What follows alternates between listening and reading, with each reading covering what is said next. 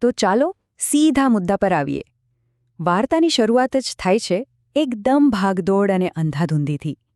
એક માણસ પોતાનો જીવ લઈને ભાગી રહ્યો છે અને કોઈક એને રોકીને પૂછે છે, "એ શું છે લયા? દુશ્મન શું છે?" આ સાંભળીને જ લાગે કે મામલો બહુ ગંભીર છે. અને તરત જ આપણને ખબર પડે છે કે આ બધી ભાગદોડનું કારણ શું છે. 8 લાખ રૂપિયા, પૂરા 8 લાખ. આટલી મોટી રકમ લઈને કોઈ પણ માણસ ભાગી રહ્યો હોય અને પાછળ ગુંડા પડ્યા હોય તો એની હાલત શું થાય એ આપણે સમજી શકીએ છીએ. તો વાર્તાનો આ પહેલો હિસ્સો આપણને બતાવે છે કે પરિસ્થિતિ કેટલી ગંભીર છે. એક માણસ જીવ બચાવવા માટે મરણીયો બન્યો છે અને કોઈ સુરક્ષિત જગ્યા શોધી રહ્યો છે. થયું એવું કે જેવો એ માણસ બેંકમાંથી આટલા બધા પૈસા ઉપાડીને બહાર આવ્યો, તરત જ એ ગુંડાઓની નજરમાં આવી ગયો. અને એ પણ કેવા ગુંડા? હથિયારબંધ. એટલે કે જરા પણ ભૂલ થઈ તો જીવ જાય. અને અહીંથી વાર્તામાં એક નવો વળાંક આવે છે. ભાગતા ભાગતા એ માણસ એક ગામમાં પહોંચી જાય છે. એને લાગે છે કે હાશ, હવે હું બચી ગયો, કેમ કે ગામના લોકો એને બહુ મદદગાર અને દમદાર લાગે છે. અને અહીં એન્ટ્રી થાય છે એના કહેવાતા બચાવનારાઓની. સૌથી પહેલાં આવે છે ફૂમતઈ, જેને રક્ષણ આપવાની વાત કરે છે. અને પછી તો લાઈન લાગે છે. બંકો, હરિભાઈ, બાસ્કુજી બધા જાણે એને બચાવવા જ બેઠા હોય. પછી શરૂ થાય છે મોટી મોટી વાતોનો દોર. બંકો તો એવી હવા બનાવે છે કે આજુબાજુના 10 ગામડામાં એની રજા વગર કોઈ ગુંડો પગ પણ ન મૂકી શકે. આ સાંભળીને પેલા માણસને થોડી ઠાડક વળે છે. અને વાત અહીં જ નથી અટકતી. એ લોકો એવો માહોલ બનાવે છે કે જાણે આ ગામ એક અભેદ કિલ્લો હોય. એમનો દાવો છે કે 500 માણસોનું ટોળું પણ એમના ગામનું પાટિયું જોઈને જ પાછું વળી જાય છે. અને પછી આવે છે આ વાક્ય, જે ખરેખર તો બહુ વિચિત્ર છે. એ લોકો પેલા માણસને હિંમત આપવા માટે કહે છે કે અમારા ગામમાં તો ઘરે ઘરે ગુંડા જ છે.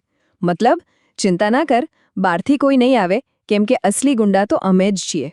હવે પેલા માણસને તો પાક્કો વિશ્વાસ બેસી ગયો કે એ એકદમ સુરક્ષિત છે. એટલે એણે પોતાના આ રક્ષકોનો આભાર માનવાનું વિચાર્યું. એ એમની મહેમાનગતિથી એટલો ખુશ થઈ ગયો હતો કે એના શબ્દો પરથી જ ખબર પડે છે કે એ એમના પર કેટલો ભોળવાઈ ગયો હતો. એ એમને કહે છે, "તમે તો ભગવાનના માણસો છો. મેં જિંદગીમાં ક્યારે તમારા જેવા માણસો નથી જોયા." અને સાચી વાત તો એ જ હતી. એણે ખરેખર આવા માણસો નહોતા જોયા. અને આભાર માનવા માટે એ પોતાના 8 લાખ રૂપિયામાંથી બધાને પૈસા વહેંચે છે.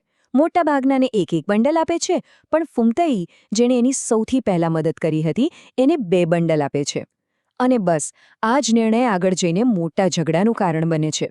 જેવો પેલો માણસ ત્યાંથી જાય છે, તરત જ આ બધા ભગવાનના માણસોનો અસલી ચહેરો સામે આવે છે. જે સભ્યતાનું મોહરું પહેર્યું હતું એ એક જ ઝાટકે ઉતરી જાય છે. અને તરત જ ઝઘડો શરૂ. પૈસાની વહેંચણી પર એવી બબાલ મચે છે કે બધી મહેમાનગતિ અને સારી સારી વાતો હવામાં ઓગળી જાય છે. તારા બાના માના નથી જાણી જેવા શબ્દો હવામાં ગુંજવા લાગે છે. તો આ ઝઘડાનું મૂળ શું હતું? બહુ સીધી વાત છે.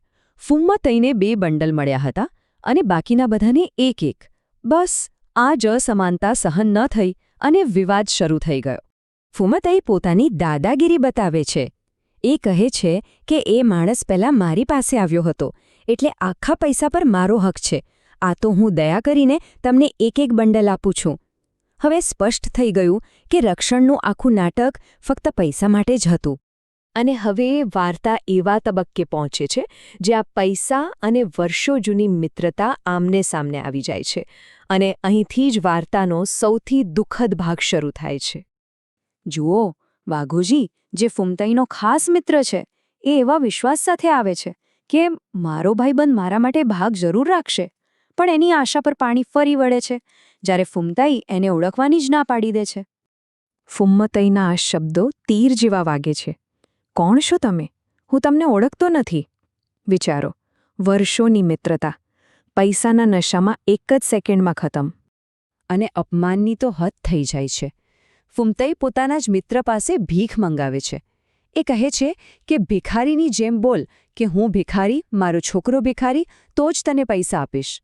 આનાથી વધારે કોઈનો આત્મસન્માન કેવી રીતે છીનવી શકાય?